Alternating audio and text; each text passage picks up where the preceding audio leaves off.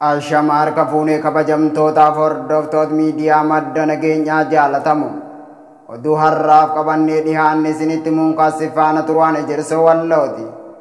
Oduu keenya jalqabaatiin kaaba Oromiyaa godina Walloo keessatti hidhattoonni shiftaa Affaar qotee bulaa Oromoo Walloo irratti dhukaasa bananii jiraachuun dhaga'ame.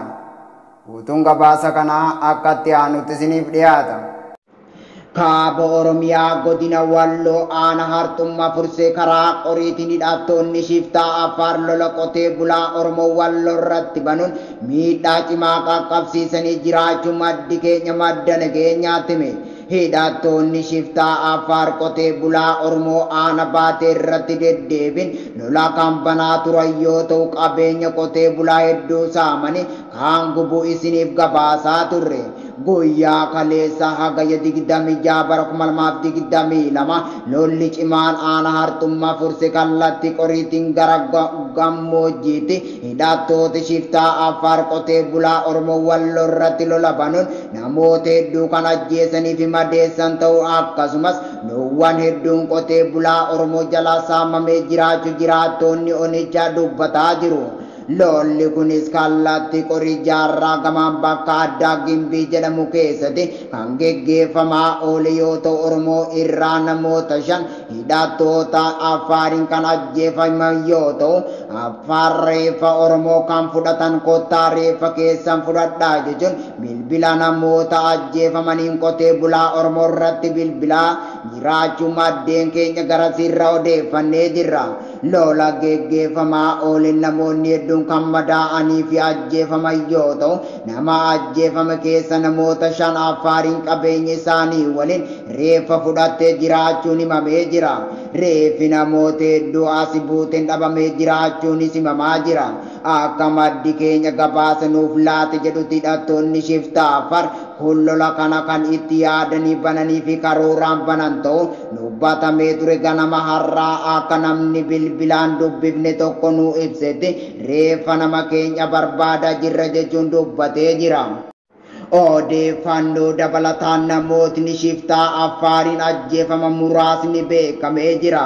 Godina Walloo aana hartummaa fursee qorii gara gammoojjiitti hidhattoonni shiftaa Affaar qotee bulaa Oromoo Walloo irratti lola banuun namoota hedduu kan ajjeesanii fi madeessan ta'u akkasumas loowwan hedduu saamuu fi reeffa nama Affaar fudhate jiraachuu isiniif gabaasnee jirra.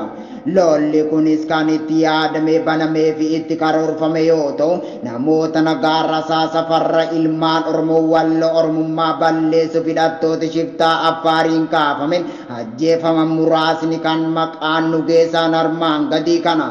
Tokko Hasan Usmaan Abbarume magaalaa Fursee, 2 Ahmad Muhammad Addeeyyee ganda Facoo, 3 Hussein Dooyyoo ganda Hagamsoo, 4 Umar Abbaa Surroo ganda Raasaa Qorii, 5 Adam Nuuree ganda Raasaa Qorii kan jedhamanidha. Namoonni kunneen kan ammaaf maqaa argannedha malee hanga du'ee fi madaa'e ragaa qabatamaan adda baafachuun dandeenya jedhu maddi keenya madda nageenyaatti hime. Akka maddi keenya gabaasa nuuf laate jedhutti hidhattoonni shiftaa Affaar kun ammas lola kana dhaabuuf fedha akka hin qabne namatti mul'isaa jira jechuun dubbate. Guyyaa har'aa reeffa namoota wareegamanii fi madaa'anii barbaadaa akka jiran dubbatu. Nutis gama miidiyaa madda nageenyaatiin hanga dandeenye ragaa qabataman barbaaduun kan isiniif gabaasnu ta'a. Lola kaaba Itoophiyaatti geggeeffamaa jiru waraanni faashistii Abiy Ahmad ajjeefamuu fi akkasumas to'annoo jala oolfamaa jiraachuun beekame. Lola mootummaa federaalaatii fi Tigraay gidduutti geggeeffamaa jiru waraanni mootummaa hedduun dhumuu fi to'atamuun beekamee jira. Mootummaan Itoophiyaa Abiy Ahmad kan yeroo ammaa kana biyyan bulchoofiin jedhu lola cimaa Tigraay irratti bansiisuun alatti guyyaa kaleessa magaalaa Tigraay mana barumsaa daa'imman xixiqqoon itti baratan irratti haleellaa xiyyaaraa raawwachuun namoonni hedduun du'uu fi madaa'uun beekamaadha. haaluma kanaan lola geggeeffamaa jiru kanaan hidhattoonni mootummaa Bilxiginnaa hedduun dhumuu fi madaa'uu akkasumas booji'amuun himamaa jira. Waraanni murna Bilxiginnaatiin hoogganamu dargaggoota Affaariin kottaan waliin hirmaadhaa jechuun kanneen didan tarkaanfii irratti fudhataa jiraachuun dhaga'ame. Uummata Affaar dargaggooti isaanii kan bakka Yaalloo jedhamu jiraatan meeshaa maleeyyee kottaan waliin hiriira jechuun miidhaa irraan gahaa kan jiran ta'u maddeen qabatamoo irraa odeeffannee jirra.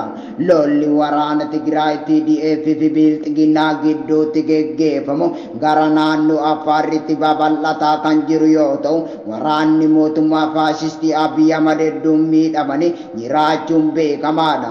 Tigraay Central Command gaddaa hagaya 4/24 bara 2022 ibsa kan kenne yoo ta'u ammas ibsa baaseen waraanni TDF haleellaa itti qiyyaafanneen haalaan qolataa jirra jechuufi gara haleellaatti seenaa jiraachuu ibsee jira. Kanuma wal qabsiise humna lafaa Tigraay weeraraa jiru kamuu qulqulleessi Tigraay bilisoomsuuf humna guutuu qabaachuu akeekee jira. Artisti jaalatamaa fi kabajamaa Oromoo kan ta'e Falmataa Kabbadaa humnoota tika mootummaatiin hidhamee jiraachuun himame. Artisti Falmataa Kabbadaa fi Ooftaaniin Usfattana waraana Fiiffiitiin ukkaanfamanii jiraachuun himame. Artistiin Falmataa Kabbadaa fi Daayirktara sirboota kan ta'e Ooftaaniin Usfattana tika mootummaa Impaayera Itoophiyaatiin hidhamanii jiraachuun dhaga'ame. Weellisaa Falmataan kanaan dura yeroo garaa garaatti doorsisaan kan dararamaa ture sirna Bilxiginnaa faashistii Abiy Ahmed kanaan guyyaa kamisa osoo albama isaa hojjetee galu bulchiinsa godina addaa Oromiyaa naannawa Finfinnee magaalaa Laga Xaafootti humnoota mootummaan ukkaanfamee jiraachuun barame. Falmataa Kabbadaa kan sagalee saba Oromootiif ta'uun beekamu artisti jaalatamaa fi kabajamaan Oromoo badii takka malee humnoota shiftaa Abiy Ahmediin ukkaanfamee jiraachuu namoota isatti dhiyaatan irraa odeeffannee jirra. Weellisaa Mataa Guduruu Abbaan Kaasii Qumaara kee badii takka malee Oromummaa isaa qofaaf sagalee uummata Oromoo ta'uu qofaaf yakkuun mana hidhaa keessatti darbatamee jiraachuun maatiin himataa jiru. Jajjabeen Mataa Guduruu Kaasii Qumaara kee fi kan kana fakkaatuun beekamu magaalaa Laga Xaafoo keessatti qabamuun isaa kan himame yoo ta'u yeroo ammaa kana Daayirktara sirboota kan ta'e Ooftaaniin Usfattanaa waliin mana hidhaa Laga Xaafoo keessatti dararamaa jiraachuu odeeffannoon fuula sooshaal miidiyaa irraa ba'aa jiru ni mul'isa.